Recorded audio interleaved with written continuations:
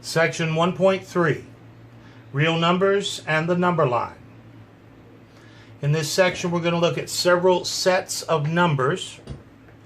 These sets are given to us throughout the section in brown boxes.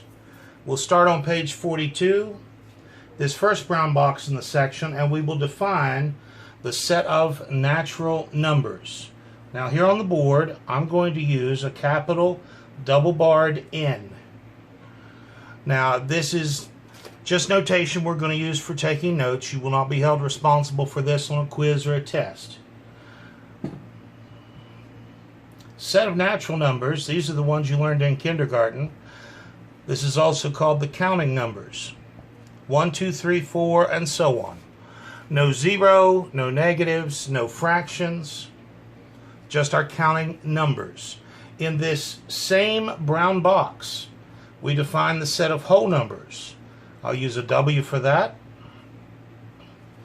The whole numbers, just throw 0 into the mix. These are our natural numbers, but now with the addition of the element 0. We still haven't talked about negatives. We still haven't talked about fractions or decimals. And so on the facing page, on page 43 at the top, we define the set of integers. We often see this written as capital Z. Some books will call it capital J. And this takes into account all the natural numbers, along with 0, and their negatives. So this set goes on forever in both directions.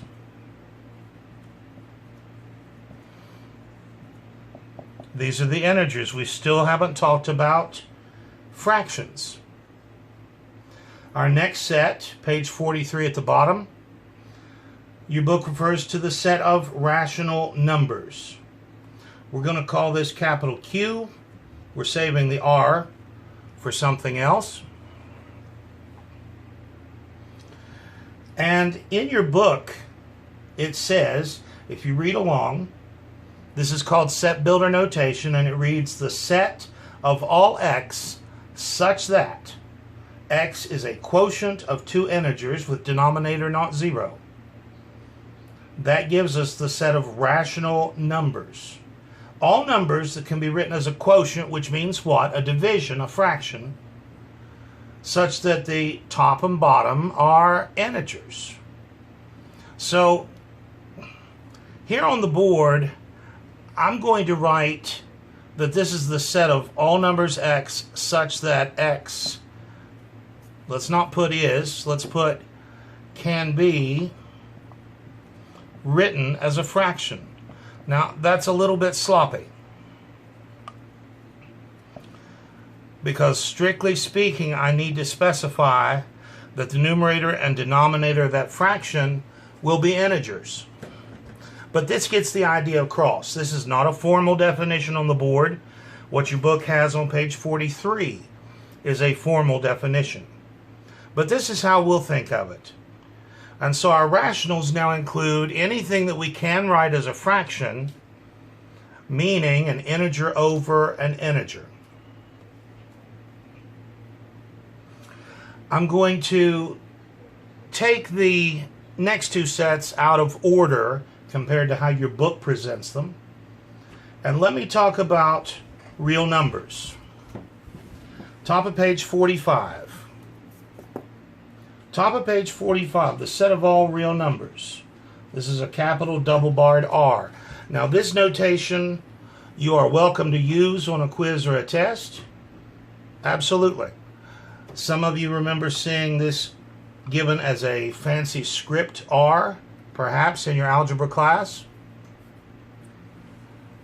Now we will have occasion to use the R for our set of real numbers, not only now, but also in future sections. So that's a good one to know. Your book says that real numbers are the set of all x such that x is rational or irrational. And on the previous page, she has defined irrational for us. I'm going to do this backwards. What I'm about to say and what she has said are equivalent. But I'm going to do it this way. I'm going to say the set of real numbers is the set of all numbers x such that x is on the number line.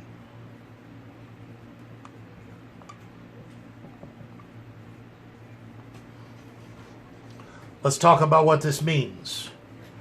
In kindergarten, you had a number line, ran up around the top of the chalkboard, and it had a 1 and a picture of one elephant, and a 2 and a couple of monkeys, and a 3 and 3 cats, because you were learning your counting numbers.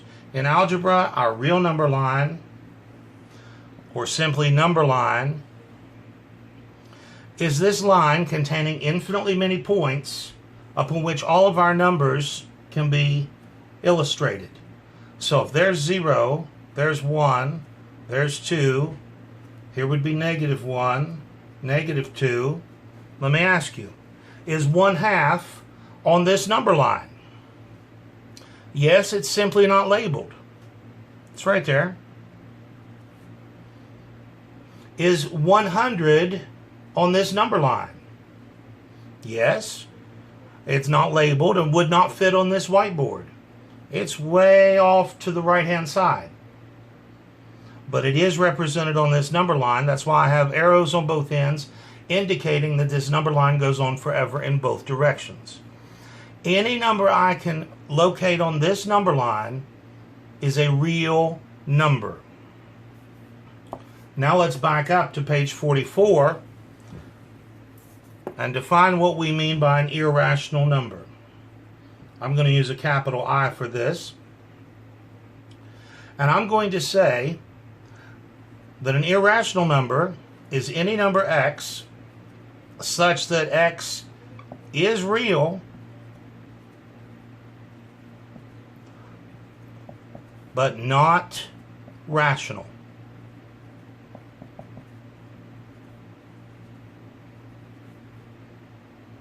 Which makes sense. What's the word irrational mean? The IR on the front means not. So the irrationals are the not rationals. But they do exist on the number line. These are what? Numbers that cannot be written as fractions. What would that look like? Well, probably the most famous irrational number is pi. Pi is about 3.14, but it goes on and on forever. And it is a number that we cannot write as a fraction, integer over integer.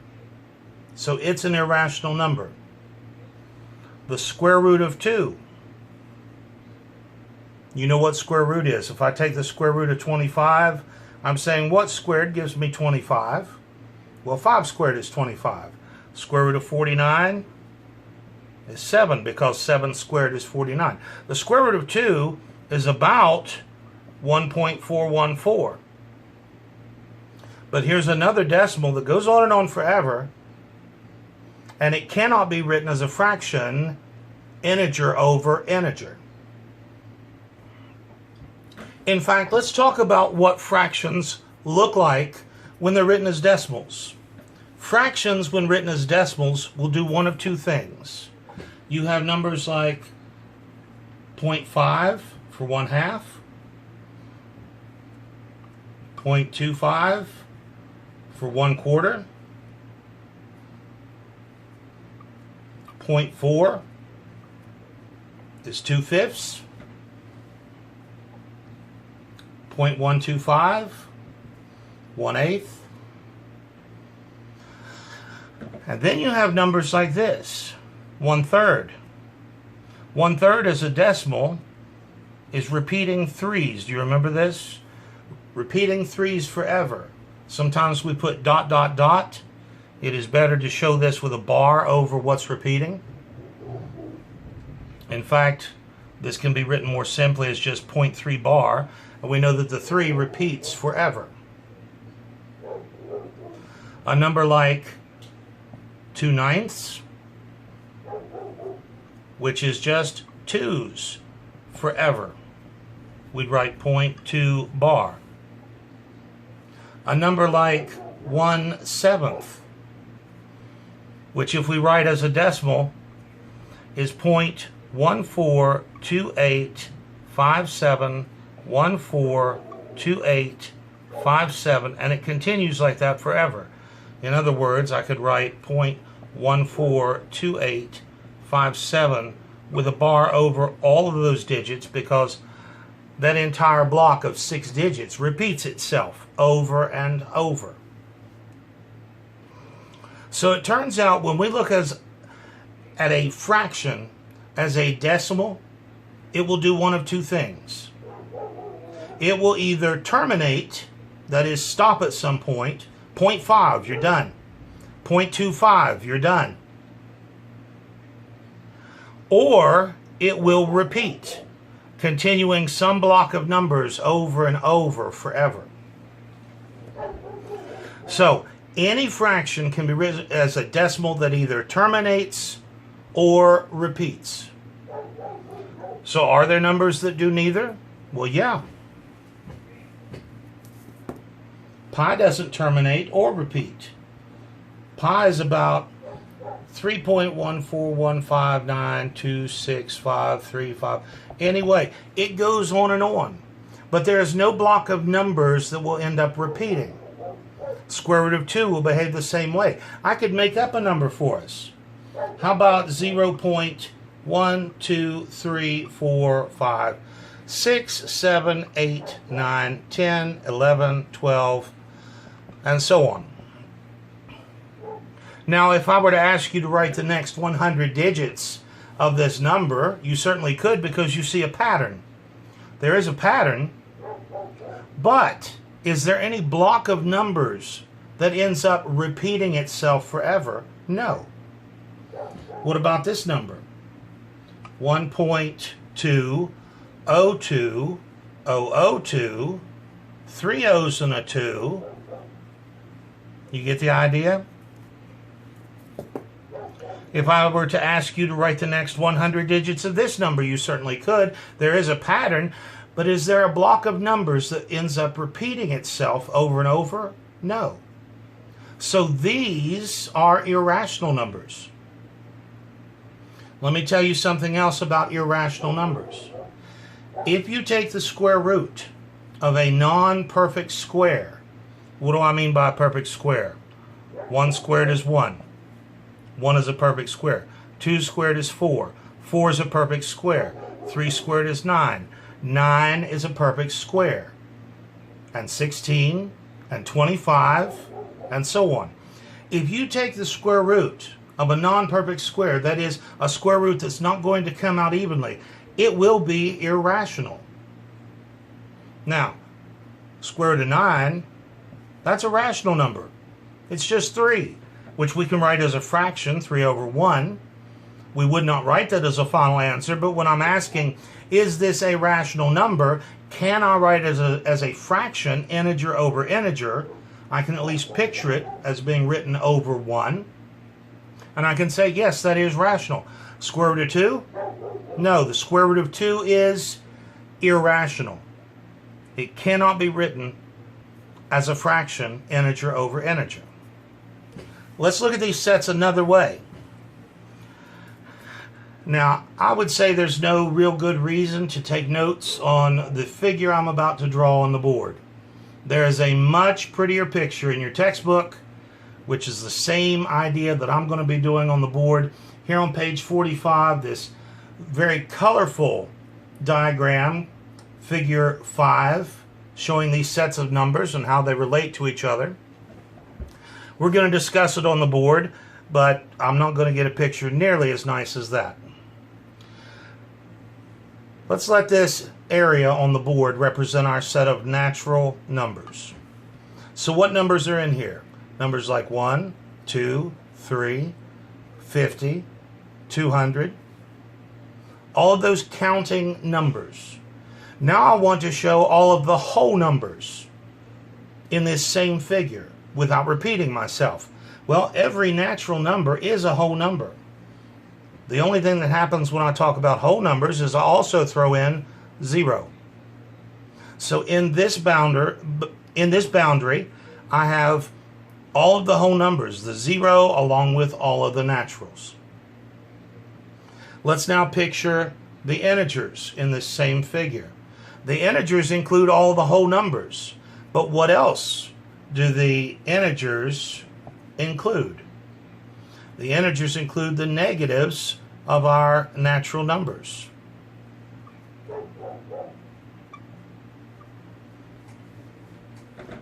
What have we not shown yet on the board? We haven't talked about our fractions. Nowhere in any of these boundaries do we find any fractions.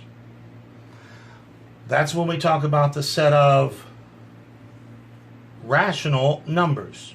We called that Q earlier, just for the sake of quickly taking notes. Your rationals include all of the integers, because any of these can be written over 1. Is 2 rational? Yes, because you can write it 2 over 1. Is negative 20 rational? Yes, because you can write it as negative 20 over 1. So all of the integers are rational. But what else is rational? All the in-between fractions like 1/2, 2/3, 0.6, 0.7 bar. Any of these fractions that are not already an integer, or any decimal that does what? Either terminates or repeats. And it doesn't have to start repeating right up front.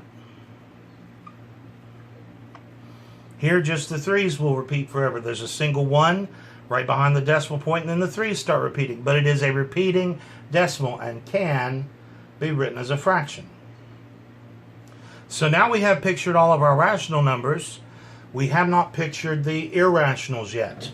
Well, the irrationals are the not rational. So they are a completely separate set, our irrational numbers, including things like pi and the square root of 3 and some of these crazy things that we can come up with. 0.1, 3.1, 4.1, 5.1, 6.1, and so on. Coming up with some decimal that may have a pattern, may not, but never at any point terminates, nor does it end up repeating. A number like pi over 2, be careful with that. You say that looks like a fraction, but is it an integer over an integer? No. Square root of 5 over 4, is that rational? Well, it looks like a fraction, but wait, what did we say? Integer over integer is what we're talking about when we refer to rational numbers. So square root of 5 over 4 would be irrational. The only thing left to mention is the set of real numbers. And the set of real numbers you get when you put all of the rationals and irrationals together. So everything on the board is a real number, and there are none left out. There are no other numbers that I need to mention outside of any of these boundaries. Real numbers are either rational or irrational. Let's pause here and head toward the homework set and take a look at a few of the homework problems. Here on page 49, let's start with number 12. The instructions. Give a number that satisfies the given condition. Number 12. They want me to find a rational number between 2.8 and 2.9. Well, the easiest one for me to come up with is the one right smack dab between them. 2.85. That is a decimal that terminates, so we know it's rational. There are infinitely many other answers. 2.81, 2.899, 2.89 bar. Those are all between 2.8 and 2.9. They are all rational because they either terminate or this last one repeats. But let's not go crazy. We had our answer. They just want one that meets the stated conditions. So that's good enough. Number 14. A whole number greater than 3.5. Well, I would just grab a 4. Anything bigger than 3.5 that's a whole number would satisfy this, so there are infinitely many answers. I'm going to take the easy road and just write that 4. Number 16. They're asking me to illustrate, give an example of a real number that is neither negative nor positive. Is there any such number? Yes, there is exactly one, and it is the number 0. 0 has no sign. 0 is not considered positive or negative. That's a concept you need to hang on to. This is the only example of a real number that is neither positive nor negative. Let's look at this next bank of problems. Number 18, and we're asked to determine whether each statement is true or false. Number 18 says, every whole number is positive. Every whole number is positive. No, that's false, because I can find an example of a whole number that's not positive. 0 is a whole number, and 0 is not positive. So number 18 is false. Let's look at number 20. Every rational number is real. Every rational is real. True or false? A real number is any number I can find on the number line. A rational number is just a number I can write as a fraction, integer over integer. Those can all be found on the number line. So every rational number is real? Yes, that's certainly true. Number 22. Every terminating decimal is a rational number. Every terminating decimal is rational. Every decimal that stops, 0.5, 0.346. If it terminates, is it rational? Yes. Any decimal that terminates or what? Or repeats can be written as a rational number, as a fraction, integer over integer. So that statement is true. Every terminating decimal is rational, and of course we also know that every repeating decimal is rational. Your irrational numbers, when written as decimals, neither terminate nor repeat. Number 24. Number 24, the instructions give 3 numbers between -6 and 6 that satisfy each given condition. Number 24, they want 3 examples between -6 and 6 that are real but not positive. Number 24 is looking for real numbers but not positive numbers. Well, I think the quickest and easiest, remember it said between -6 and +6. Now between means I can't use -6, and between means I can't use 6. Those are endpoints. 6 is not between -6 and 6. It's the actual boundary. I think the easiest ones here, we're looking for real but not positive. How about -1, -2, -3? Infinitely many different answers I could have here. I mean, I could go a little crazy and I could say, well, how about -pi, negative the square root of 2, -5. Those are certainly 3 numbers between -6 and +6. that are real but not positive. I don't see the sense in making life that tough on ourselves, right? -1, -2, -3. Good enough. Number 26. We're looking for rational numbers but not integers. Rationals but not integers. Between -6 and +6. The simplest thing comes to my mind: a half, a third, and a quarter.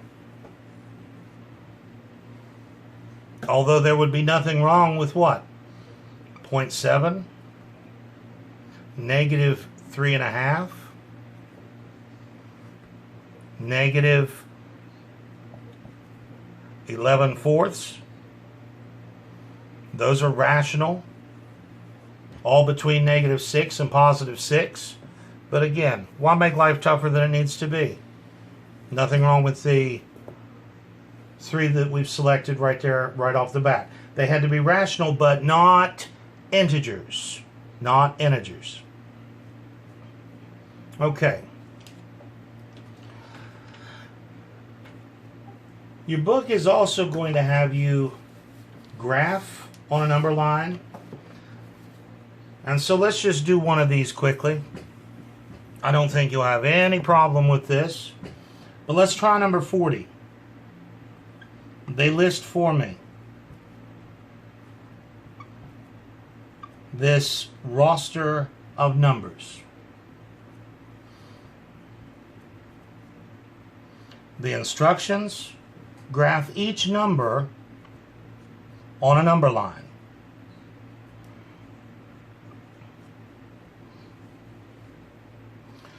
Let's get us a number line going.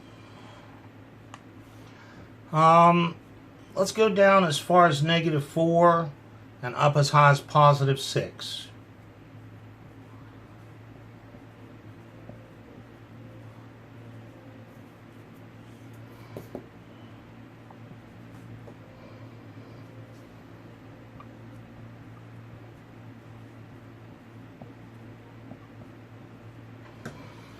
And the first thing they want us to graph is 5.25 or 5 1/4. That'd be about right here on the number line. When you graph these, you should label them. Looking for 4 5/9. Well, that's between +4 and +5. Is it closer to the 4 or closer to the 5? It's just a little closer to the 5. So about right there. There's our 4 5/9. -2 1/3. That's between what two negative numbers? -2, -3. That's a little closer to the -2. -2 1/3 right there. They want us to grab 0. Easy enough, and it's already labeled. And then finally -3 2/5. That's between -3 and -4. A little closer to the -3. And label that one. Nothing to it. So I'm sure you've got that. Let's look at number 42.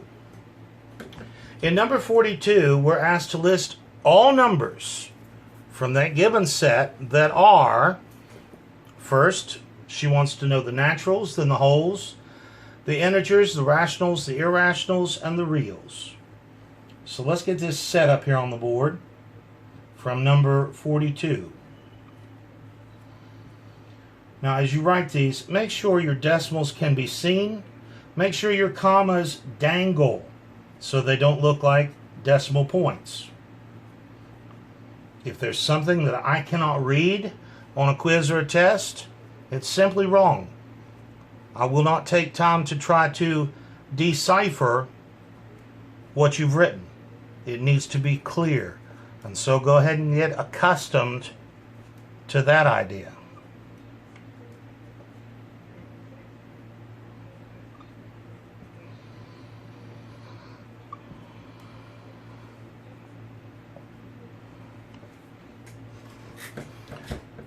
Part A.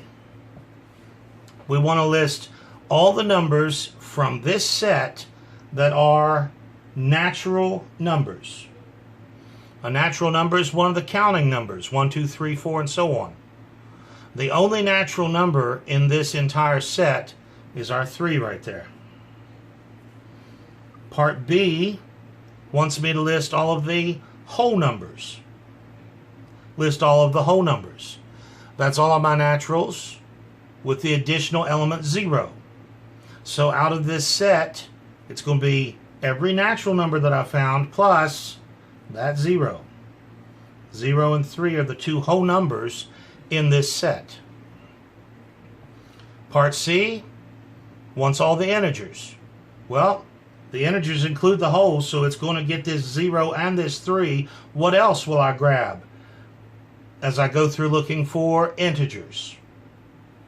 The -5, the -1. That looks like that's it. -5, -1, 0, and 3. Those are all of the integers from this set. In Part D, she wants me to list all of the rationals. Rationals are numbers that can be written as fractions, integer over integer.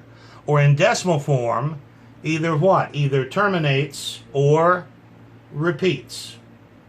It will include all of the integers because any of these can be written what? Over 1 to look like a fraction. 3 over 1, -5 over 1. So these are rational. But what else? The -5.3. It's a decimal that terminates. -5. All integers are rational. What about this guy? Square root of 3. Negative square root of 3. Well, the square root of 3 is not a perfect square. And what did we say about that? If you take the square root of a non-perfect square, regardless of the sign in front of it, you're going to get an irrational number. So this is not rational. -1 certainly is. -1/9. It's already written as a fraction. The 0, because I could write that as 0 over 1. 0.27 bar. That's repeating. 0.272727 forever. So that is a rational number. 1.2. That's a decimal that terminates. And so that's rational. That's what? 1 1/5 or 6/5. I can always write that as a fraction, integer over integer, if it is a rational number. What else? 3. 3 is rational. Square root of 11? Nope. 11's not a perfect square. The closest ones would be 9 and 16, right? 9 is 3 squared. 16 is 4 squared. So square root of 11 is somewhere between 3 and 4. It's going to be 3 point some crazy decimal. But because 11 is not a perfect square, then its square root is not rational. So we got all the rationals from the set. Part E, we want to list all of the irrationals. List all of the irrationals. Well, it's everything left over after I got my rationals, right? Which is that negative square root of 3 and that square root of 11. It's all of the ones that are what? Not rational. It's the ones that are left over. Part F says list all of the real numbers. I'm not going to write that. It's all of them. All of those numbers in that set, in the original set, can be found on the number line. So for part F, we would list every single number there. Let's turn back into the section and look at some definitions. We're going to talk about the ordering of real numbers. And right now, I just want you to look in the book with me. And I know this is going to make sense to you, but this is one of those formalities that we have to address.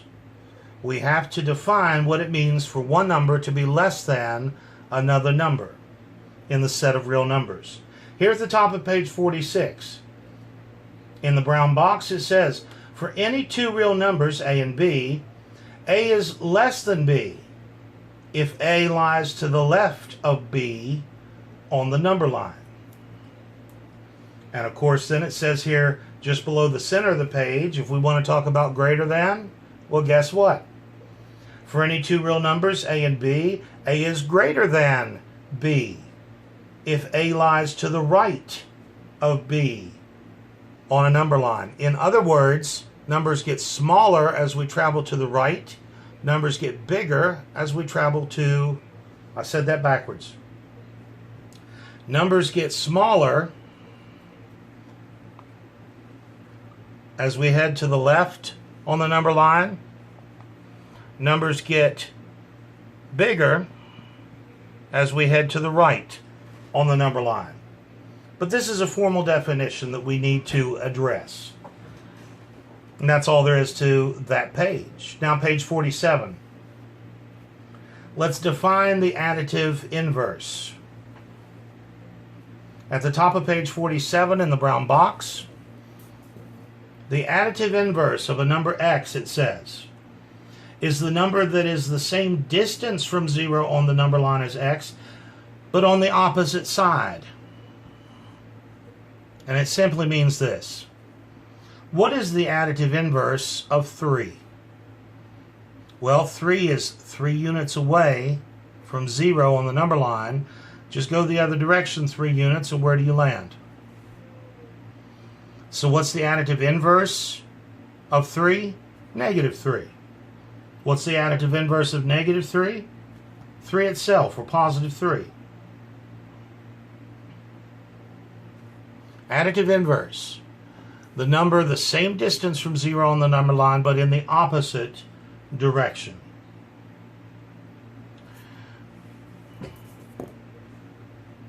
When I say the additive inverse of 3 is negative 3, it looks like all I did was stick a negative on the front of it.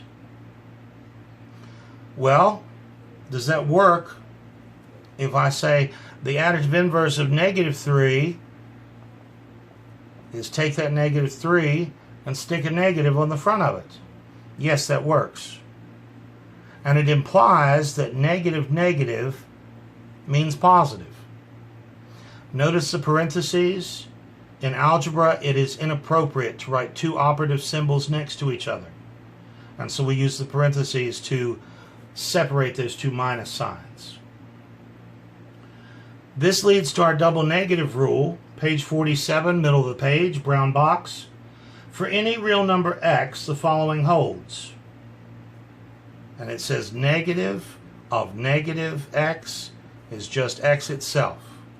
In other words, two negatives make a positive. Now, over the next couple sections, you're going to find I don't like using that description. Two negatives make a positive. Here, two negatives make a positive. But two negatives do not always mean your answer is going to be positive. So let's just learn this as our double negative rule. Negative negative is positive. And then finally here on page 47, absolute value. Absolute value. Your book gives an incredibly formal definition. If we read the brown box on 47, it says for any real number x, the absolute value of x is defined as follows. Absolute value bars are placed around the x, and it says the absolute value of x is x itself if x itself is greater than or equal to 0. On the other hand, the absolute value of x is opposite of x, the additive inverse of x, if x itself is less than 0. All in the world that means, look, if x is 0 or bigger, leave it alone. If x is smaller than 0, in other words, what? If x is negative, x is less than 0 means if x is negative, then take its opposite. Very simply, what the absolute value bars do is they strip a number of its negative sign. Absolute value of negative 2 is 2. Absolute value of positive 3, there's no negative. It's just 3. Absolute value of 0 is 0. But if the number is negative to start, it strips that negative sign off. If it's 0 or bigger, what did our formal definition say? It said leave it alone. It's just the number itself. But if it is negative, then take its additive inverse. In other words, strip the negative off. So that's all in the world absolute value means. Again, back to this idea of handwriting. Make sure this doesn't look like 1 minus 21. Do you see what I'm saying? Absolute value bars should be nice and tall when handwritten, and they should drop below the baseline. I need to be able to tell that those are indeed absolute value bars and not ones, making this look like 101. I need to clearly see that that does indeed say absolute value of 0. Let's turn back to the homework and look at number 44. It says for each number, find the additive inverse and the absolute value. Find the additive inverse and the absolute value. Let's do a couple of these. I'm just going to make a little chart. Here's our original number. We're going to look for the additive inverse, and we're going to look for the absolute value of that number. So in number 44, the given number is -4. What's its additive inverse? Additive inverse means change the sign. It's the same distance away from 0, but on the opposite side. So we change the sign to get +4. The absolute value of -4, absolute value means strip the negative sign. If it's got 1, strip it off. Absolute value of -4 is 4. In number 46, the given number is 10. Its additive inverse, change the sign. Its additive inverse would be -10. Absolute value, it's already a positive number. It doesn't have a negative to strip off. Absolute value will be just that 10. If there had been a negative, we would strip it off. Question, true or false? Absolute value always gives a positive answer. Well, let's look at this. What if my number were 0? The additive inverse of 0 is 0. That's the same distance from itself on the number line, right? No matter what direction you go. And the absolute value, if there were a negative, I would strip it off. There's not. So can I say absolute value will always be positive? No, because 0 is neither positive nor negative. Now listen to this. True or false? Absolute value is always non-negative. That is true. Non-negative includes the 0. If I say I'm thinking of a positive number, I'm not including 0 as a possibility. But if I say the number I have is non-negative, that just means it's what? 0 or bigger. Same the other direction. A negative number is a number what? Below or to the left of 0 on the number line? What about the term non-positive? Non-positive means a number that is 0 or lower, 0 or negative. So bear that in mind. Let's look at the next little bank of problems. Number 52. She says find each absolute value. Guess what I'll say on a quiz or a test? Because I just want you to crank out the numeric answer. I'm going to say evaluate. And you'll know it's an absolute value because you will see the absolute value bars. Absolute value of -14. Absolute value says if it's negative, strip that negative sign off. Number 54. Negative the absolute value of 19. What am I taking the absolute value of? Just that 19. What's happening to this negative out front? Nothing. I usually say this negative is floating. It's just floating out in front of this absolute value. Nothing happens to that negative. He floats right into the next step. And all we're doing is taking the absolute value of 19 itself, which is 19 itself. Nothing happened to that negative in that problem because nothing acted on the negative. The absolute values acted only on that number that's inside. Look at number 56. Negative the absolute value of negative 4/5. Let me use a little color here. I want to keep track of what's going on. Let's make that negative out front blue. What's happening to this blue negative, this negative out front? Absolutely nothing. What is having its absolute value taken? Just the negative 4/5. This blue negative is simply going to float into the next step. Nothing happens to him. And the absolute value of negative 4/5 is 4/5. Here's one of those situations where I don't like to say two negatives make a positive because there's two negatives, but because we were dealing with absolute value bars, they do not make, in the end, a positive. The negative out front is unaffected, so it simply floats into the answer. Number 58.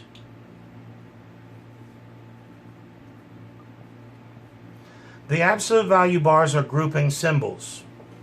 Before you can take the absolute value, you have to evaluate what's inside. And so our first step here is going to be to evaluate this 9 minus 4. Nothing happens to the absolute value bars yet. Now that what's inside has been evaluated, boiled down to a single number, I can apply the absolute value. The absolute value of 5 is simply 5. Here's a common mistake that I see. A student will look at this and say, oh, absolute value bars make negatives positives. I'd be very careful saying it that way. Does that mean that this turns into 9 plus 4? No, it has nothing to do with what operation is taking place. Absolute value strips a negative off of the number inside it. Has nothing to do with whether you're adding or subtracting. You've got to wait and see what that, in this case, what that subtraction produces before you can take its absolute value. So, be aware of that. That is a common mistake I often see made. In the next bank of problems, very simple. They're asking you to select the lesser of the two given numbers. Select the lesser of the two given numbers. Number 62. Which one is smaller? Negative 8 or negative 13? Which of these is the lesser? Which one lies farther to the left on the number line? The negative 13. Look at number 68. Absolute value of negative 8.9 compared to absolute value of negative 9.8. Before you can make the comparison, you need to evaluate both of these.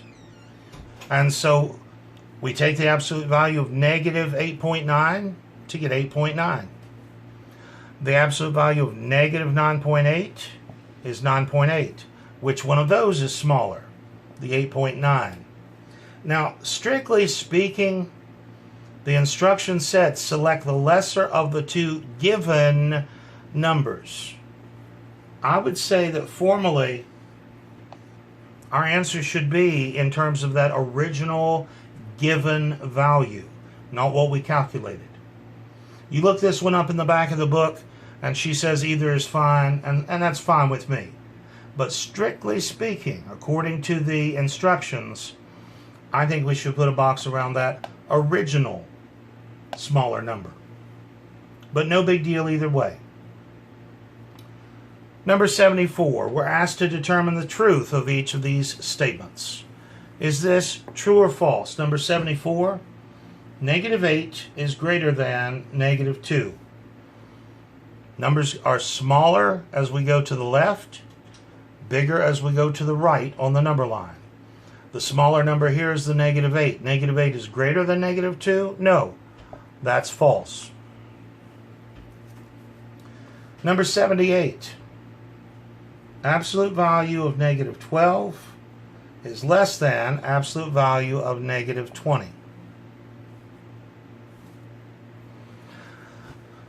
Strictly speaking, before I can evaluate the truth of the statement, I need to evaluate each side.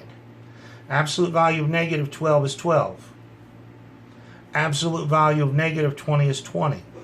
Is it true that 12 is less than 20? Yes. And so that's a true statement. I want you to think about number 76 before I write the answer. -6 is less than or equal to -3. So pause the video here, think about that for a moment, and then come back and we'll compare answers.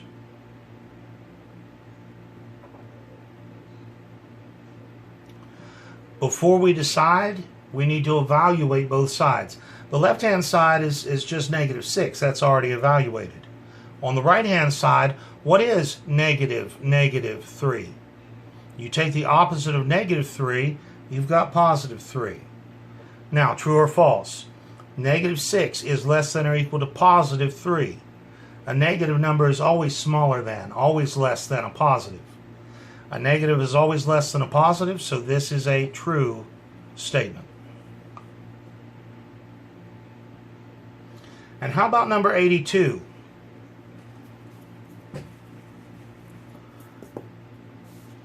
Let's finish off with number 82 this time.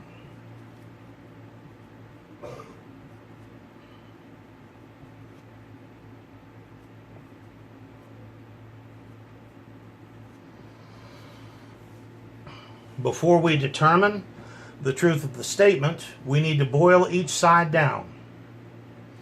On the left-hand side, negative, the absolute value of -12. What's this negative out front doing? He's just floating. What's happening to him? Nothing. He floats down into the next step, and we are taking the absolute value of -12, which is 12. This negative simply floated down to the next line. Nothing happened to him. Negative, absolute value -15. This guy out front, he's floating. And the absolute value of -15 is 15. Now, is this statement true or false? -12 is less than or equal to -15. Numbers are smaller the farther to the left on the number line, bigger as we go to the right. -15 is the smaller number here. So -12 is less than or equal to -15? No, certainly not. So this statement, whether it's boiled down form or the original, either way you look at it, that statement is false. So now give that 1.3 homework a try.